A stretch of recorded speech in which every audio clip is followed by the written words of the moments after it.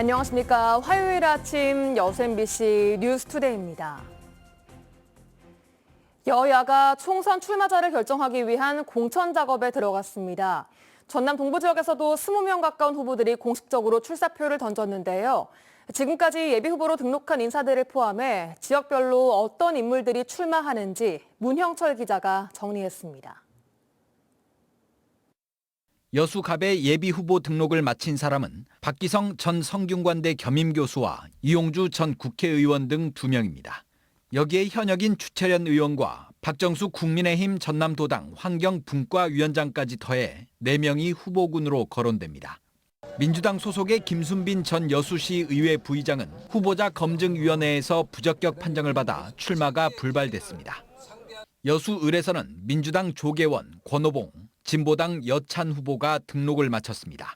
김회재 의원과 김희택 국민의힘 전남도당 대외협력위원장도 후보로 등록할 예정입니다.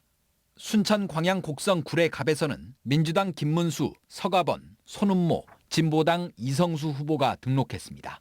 민주당에서는 소병철 의원과 신성식 전 검사장, 조용우 전 청와대 비서관, 개혁신당에서는 천하람 위원장도 출마 의사를 밝혀 전남 동부 지역 선거구 가운데 후보군이 가장 많습니다.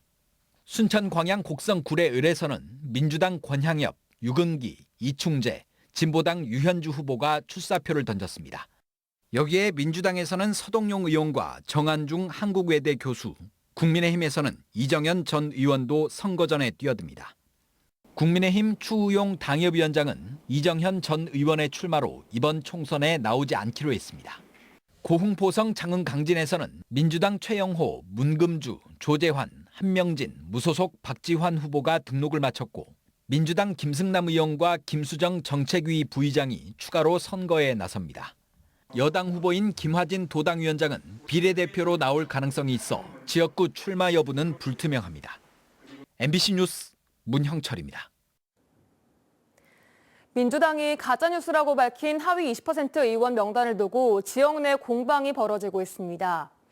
여수갑 주철현 의원은 현역 의원 평가 20%, 하위 20% 명단을 문자 메시지나 SNS 등을 통해 불특정 다수에게 유포했다며 이용주 후보 캠프 관계자 3명과 김회재 의원의 특보 등을 공직선거법 위반 혐의 등으로 경찰에 고발했다고 밝혔습니다. 이에 대해 이용주 후보는 보도자료를 통해 SNS 등을 통해 누구나 알 수 있는 일명 찌라시 정보를 가지고 경찰에 고발한 것은 과열 혼탁 선거를 불러오는 과도한 조치라고 비판했습니다. 검찰이 총선을 대비해 선거사범 전담 수사반을 구성하고 비상근무체제에 돌입했습니다. 광주지검 순천지청은 어제 지역선거관리위원회, 경찰과 함께 유관기관 대책회의를 열고 총선 기간 폭력행위와 허위사실 유포, 금품수수 등 선거 범죄에 엄정 대응하기로 했다고 밝혔습니다. 검찰은 선거사범 전담 수사반을 꾸려 단계별 특별 근무체제에 돌입했으며 공소시효가 완성되는 오는 10월까지 체제를 유지할 계획입니다. 전남 광양 백운산 자락에서는 벌써부터 고로쇠 수액 채취가 시작됐습니다.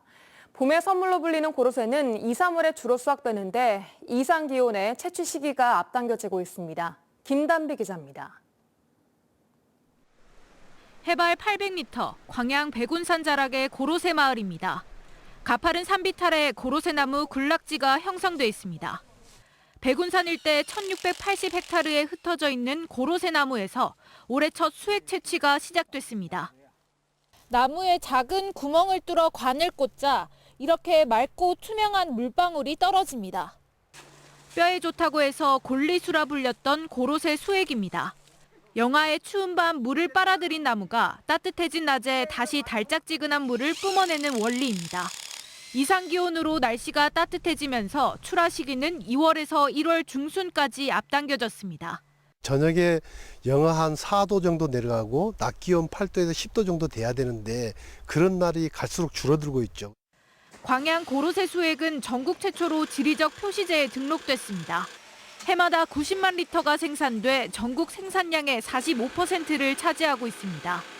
또 연간 40억 원의 매출을 올리면서 농한기 효자 노릇을 톡톡히 하고 있습니다. 500ml 단위로 작은 용기에 이 포장이 돼서 또 전국의 택배로 주문을 받아서 공급할 수 있으니까. 봄을 가장 빨리 알린다는 고로쇠 수액 채취는 겨울을 지나 오는 3월까지 계속됩니다. MBC 뉴스 김단비입니다. 고흥 유자축제가 올해 전남도 대표 축제에 선정됐습니다. 고흥 유자축제는 그동안 대행사에 의해 일률적인 기획이 아니라 고흥군이 축제의 정체성과 전문성 확보에 노력한 결과 유자라는 주제를 명확하게 하고 축제의 정체성을 각인시키는 데 성공했다는 평가를 받았습니다. 유자축제는 특히 500여 농가가 직접 참여하는 주민 참여형 축제를 구현하고 야간 조명이 어우러진 산책길을 조성해 유자향에 취하고 황금빛에 물들다란 주제를 잘 표현한 것으로 평가됐습니다. 전라남도는 올해 스마트 농업 확산과 시설 원예, 과수산업 육성 등을 위해 세개 분야 24개 사업에 600억 원을 지원하기로 했습니다. 이는 아열대 과수와 기능성 채소를 고소득 전략 작목으로 육성하고 스마트팜 설비 보급으로 노동력을 절감해 농가 경영 안정을 도모하기 위한 것으로 중소농 스마트팜 기반 조성 지원과 에너지 저감 시설, 재해 예방 시설 구축 등이 포함됩니다. 목포 오감지구 일부 초등학생들이 집 근처가 아닌 원거리 중학교에 배정되면서 학부모들이 반발하고 있습니다. 교육당국은 컴퓨터 추첨이라 어쩔 수 없다고 입장을 밝혔는데요. 말 그대로 복불복인 현재 시스템 개선이 시급합니다. 신광하 기자가 보도합니다. 목포의 한 공립여중입니다. 대중교통 접근성이 좋지 않은 원도심과 신도심의 중간 지점으로 최근 2년간 신입생 지원에서 임의 배정이 가장 많았고 부족한 정원 대부분을 오감 지역 4개 초등학교 학생들로 배정받았습니다. 학부모들은 단일 학군제를 운영하는 목포 지역에서 특정 3개 중학교에 임의 배정이 몰리는 것은 지나치다고 주장합니다. 51명이면은 전교생의 반 이상이 지금 이걸 요구하지 않고 이걸 선호하지 않는다는 얘기거든요. 학부모들은 교육지원청을 항의 방문하고 컴퓨터 추첨으로 원거리 중학교에 배정되는 것이 어쩔 수 없다면 안전한 통학 대책이라도 마련해달라고 촉구했습니다. 목포 여중이 오감지구까지 통학버스인 에듀버스를 운영하는 사례가 있기 때문입니다. 등하교 시간만이라도 이렇게 좀 압축해가지고 30개나 되는 거를 등하교 시간이면 한 1시간 정도잖아요. 그렇게만 해주실 수 있는 노력을 좀 해주십사 하고 온 거예요. 목포교육지원청은 문제가 된 중학교에 지망별 배정 인원을 공개하고 현재 방식에서 지망 인원이 크게 감소하면서 이미 배정 인원이 그만큼 늘었다고 밝혔습니다. 또 통학버스 운영에는 많은 문제점이 있지만 가능한 방법을 찾아보겠다고 밝혔습니다. 시청이나 또 시의회 의장이 뵙고 다시 한번 논의드리고 하여튼 좋은 결과가 나올 수 있도록 노력하겠습니다. 목포 지역 중학교 배정 방식의 개선 논의가 시작된 것은 지난 2014년부터입니다. 신도시 인구 증가에 따른 학교 증설과 중학교 남녀공학 전환, 원도심 교육 활성화 등이 논의의 핵심이지만 10년째 진전이 없습니다. 복불복이 된 목포 지역 중학교 배정 문제, 컴퓨터를 앞세운 행정 편의보다는 수요자 중심의 대안 마련이 시급합니다. MBC 뉴스 신광하입니다. 순천대학교 등 글로컬 대학으로 지정된 지방대학의 올해 정시 지원자 수가 지난해보다 오히려 줄어들었습니다. 종로학원이 이들 9개 대학의 2014학년도 대입 지원자 수를 분석한 결과 글로컬 대학 지정에도 5개 대학의 지원자가 감소한 것으로 집계됐습니다. 충북대가 847명으로 가장 많이 감소했으며 강원대 647명, 순천대 430명, 울산대 187명 등 순으로 지원자가 줄었습니다. 종로학원은 지역별 특성화 대학 등 구체화한 계획이 나오지 않을 경우 단순히 글로컬 대학 지정만으로 수험생이 반응하지 않는 것으로 보인다고 설명했습니다. 오는 5월 29일부터 6월 2일까지 5일간 여수 세계박람회장 일대에서 열리는 2024 대한민국 글로컬 미래교육 박람회의 공식 엠블럼이 공개됐습니다. 엠블럼은 글로컬 교육과 대전환을 지역에서 시작한다는 의미를 담아 알파벳 G를 이미지화하고 새로운 교육 패러다임을 여는 글로컬 미래교육 박람회의 정체성을 시각화했습니다. 전남교육청은 태극기에서 착안한 파랑과 빨강을 사용해 미래교육의 시발점이 대한민국임을 상징적으로 드러내는 엠블럼을 박람회 개최 전까지 다양하게 활용할 계획입니다. 광주 시립역사민속박물관이 유물 등을 구매할 때 검증 과정을 제대로 지키지 않은 것으로 드러났습니다. 이렇게 사들인 유물만 3,000점이 넘는데요. 박물관 측은 뒤늦게 조치에 들어갔습니다. 보도에 김영창 기자입니다. 지난 1987년 문을 연 광주 시립역사민속박물관.